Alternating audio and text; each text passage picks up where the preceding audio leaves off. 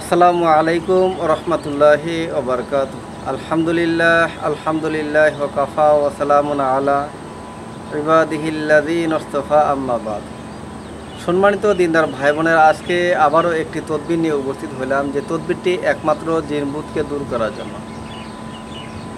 কিভাবে জিনভূত দূর করবেন সলতে জ্বালিয়ে, সে সম্পর্কে আলোচনা। ভিডিওটা দেখার আগে একটা লাইক এবং সাবস্ক্রাইব করে নিন। ভিডিও না টেনে সুন্দরভাবে দেখতে থাকুন, অবশ্যই আপনার উপকার হবে। যে সম্মানিত দিনদার ভাই বোনেরা, যে সমস্ত মা বোন ভাই বিরাদারে জিনে খুবই আক্রমণ করছে, কোনো প্রকারেই সরাইতে পারছেন না, তাদের জন্য আজকের এই গুরুত্বপূর্ণ তদবির। সবসময় একটা জিনিস খেয়াল রাখবেন, যে সমস্ত ব্যক্তিরা খুবই শয়তান শ্রেণী, সবসময় মানুষকে ক্ষতিগ্রস্ত করে রাখে, মানুষকে অশান্তিতে রাখে, মানুষকে বিভিন্ন তদবির করে তাদেরকে দুনিয়া থেকে বিদায় দেয়, অসুস্থ করে রাখে, তাদের সাথে কোনো প্রকারেই পারছেন না। কিছু কিছু মানুষ সাথে ওই শ্রেণী, যে সমস্ত শয়তানগুলো মানুষের ক্ষতি করে।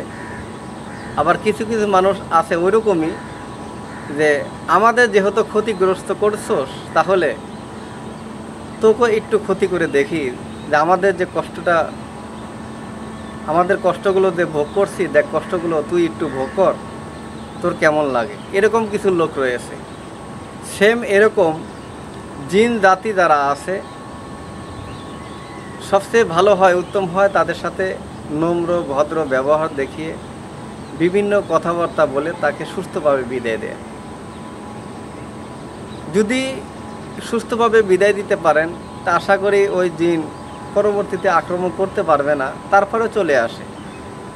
বদজিন আছে, পার্থিপক্ষে তারা যাইতে চায় না, তাদেরকে অবশ্যই শাস্তির কিছু দিতে হয়। যদি শাস্তি দিতে চান, দেখবেন ভয়ে চলে যাবে, এমন একটি অবস্থা।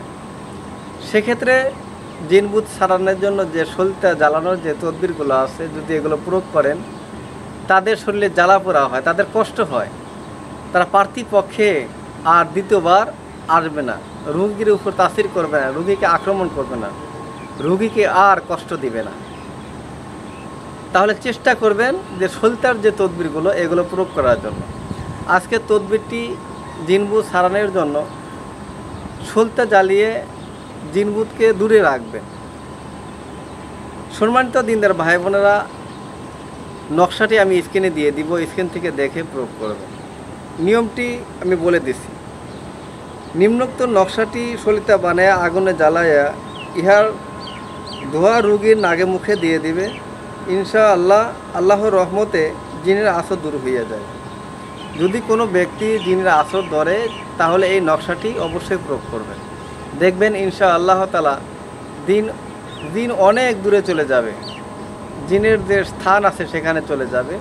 পরবর্তীতে ওই জিনের উপর আর আক্রমণ করতে পারবে না, পরবর্তী ওই জিন আপনার উপরে কখনো আর আক্রমণ করতে পারবে না। যখন জিন সারাইলেন, তখন তো তার জ্বালাপোড়া শুরু হয়েছে, তার কষ্ট হয়েছে, সে কষ্ট নিয়ে কখনো আপনার এখানে আর আসবে না। সম্মানিত দিনদার ভাই বোনেরা, যদি ভিডিওটা দেখে ভালো লাগে, অবশ্যই সাবস্ক্রাইব করে পাশে থাকবেন। পরবর্তীতে সাক্ষাৎ হবে অন্য কোনো বিষয় নিয়ে। আসসালামু আলাইকুম ওয়া রাহমাতুল্লাহি ওয়া বারাকাতুহু।